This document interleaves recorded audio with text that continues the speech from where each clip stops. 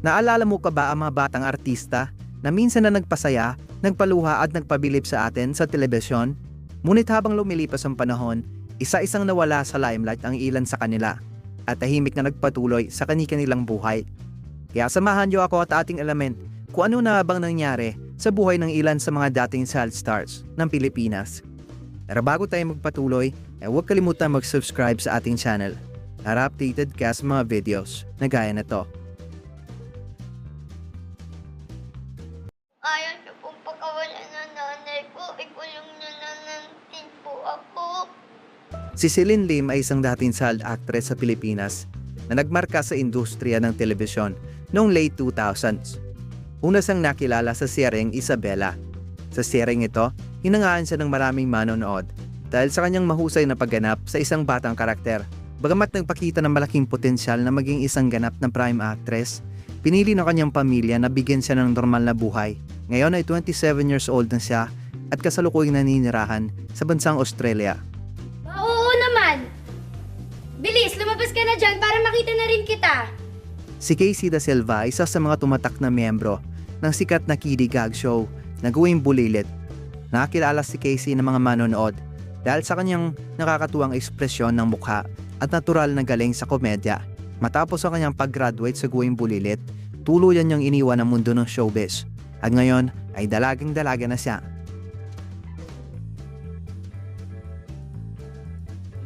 Dahil sa'yo, lalo nilang kinakawawa si Mami. Lampi ka talaga sa mission na yun, no? Si Barbara Miguel ay isang premyadong dating child actress sa Pilipinas na nakilala sa kanyang natatanging galing sa mabibigat na pag-arte.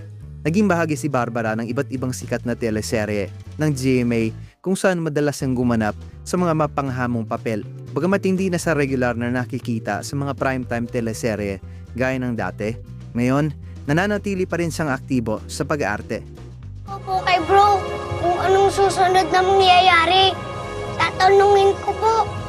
Si Timothy Chan o Timothy Lambert Chan sa totoong buhay ay isang dating sikat na child actor sa Pilipinas.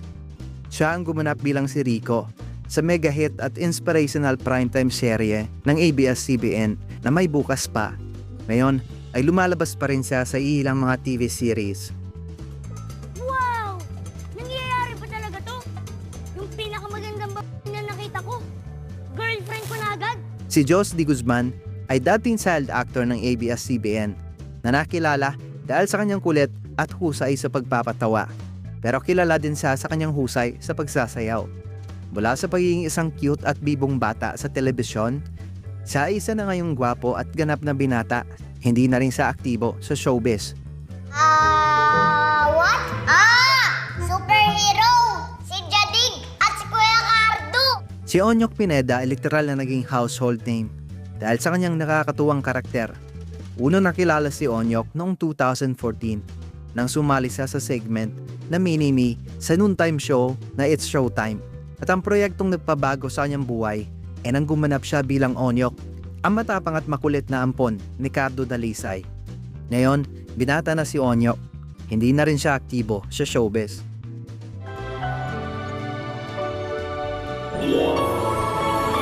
Tenten! Tenten! Ang Filipino-Japanese child actor na si Yugi Kaduka ang gumanap sa karakter ni Martin Tenten Montesilio, ang deaf-mute son ni Ai Ai, sa Ang Tanging Ina. 7 taon ang edad ni Yuki nang gambanan nito ang papel ni Tenten. 12 taon siya nang umalis sa Pilipinas para bumalik sa Japan. Ngayon, nag-aaral at permanente rin siyang naninirahan sa Japan mula pa noong 2008. Po. Ang arte-arte po. Nga po. Ang cute ng name na Yoyo. Parang pencil po. Nagsimula ang karir ni Yesha Camille sa showbiz nang sumali siya at tanghaling grand winner sa season 2 ng Promel Preschool iShine Talent Camp. Dahil sa kanyang pambihirang talento sa pag-arte, bibong personalidad at magandang ngiti, agad siyang pinapirma ng kontrata sa ABS-CBN. Sino ba namang hindi makakalimot sa kanyang karakter na si Ningning sa seryeng Hawak Kamay. Pero ngayon, dalaga na siya at kasulukuyang focus sa kanyang pag-aaral sa Tagum City. Kasi naman, di naman tayo malilate kung binilisan mo lang kay Nini. Ako pa talaga may kasalanan Oo, syempre. Siya si Sofia Riaula. Unang makilala bilang child star sa telebisyon sa Pilipinas. Sumikat siya ng gampanan ng pangunahing karakter na si Mikmik sa hit drama series na Nang Gumiti ang Langit. Ngayon dalagang-dalaga na siya at patuloy niyang pinapalawak ang kanyang karera sa pag-arte. Naalala ko lang po, nung isang araw sa klase, nanakway lang ako sa bus. Si Naomi Hart Ramos ay unang nakilala sa kanyang pagganap sa seryeng My Dear Heart noong 2017. Dahil sa kanyang napaka-inosente na mukha at natural na galing sa pag-arte, minahal siya ng buong bansa. Ngayon patuloy siyang aktibo sa showbiz at patuloy na binubuo ang kanyang karir sa pag-arte. Ako kay Flor eh. Sip-sip siya kay mama at papa. Tapos kung ano-ano ginagawa dito para matuwa sa kanya. Di ba dapat ako bida dito sa bahay? Si Red Bustamante ay unang sumikat noong 2010 dahil sa kanyang kahanga-hangang husay sa pag-arte.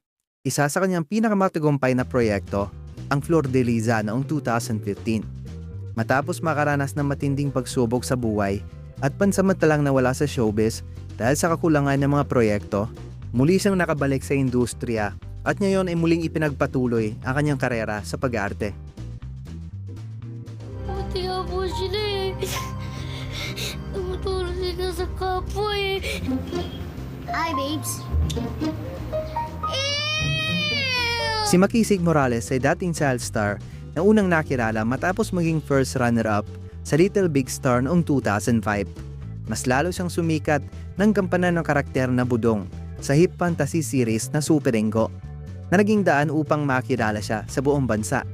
Sa kasalukuyan, naninirahan na si Makisig sa Sydney, Australia, kasama kanyang pamilya, kasama kanyang Australian na asawa. Kuya, hindi naman totoo yung duwende, di ba? Oo, hindi naman pala totoo. Ba't nanginginig ka sa takot dyan?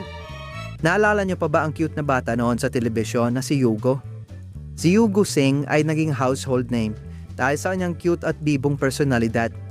Bumida siya sa maraming teleserye sa TV, kabilang ang Once Upon a Time, Footballilets at Maria Mercedes.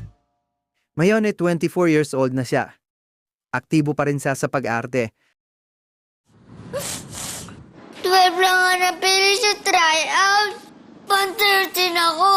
Practice ako ng practice. May uniform na ako.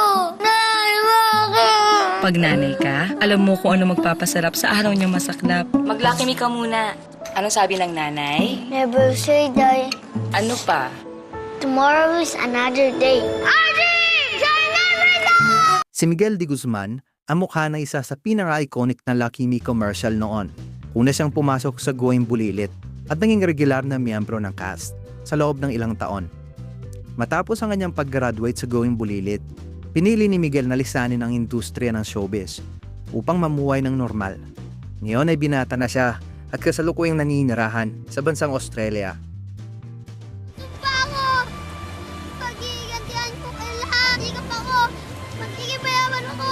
Magiging bongga ako. Ipapalasap ko sa inyo ang batas ng api. Siya si Malexi Morales, ang nakababatang kapatid ni Makisig Morales na sumunod din sa yapak na kanyang kuya bilang isang child actor. Nakilala siya sa kanyang mga pagganap sa mga teleseryeng Momay at Once Upon a Time. Kinagiriwan din siya sa kanyang pagganap bilang batang vice ganda sa pelikulang Sisteracas. Matapos ang kanyang showbiz career, pinili niyang mamuhay ng malayo sa industriya ng entertainment. Sa kasalukuyan, naninirahan na siya sa Australia. Tuluyan niya niyang iniwan ang mundo ng showbiz at kasalukuyang masaya sa kanyang bagong buhay sa ibang bansa.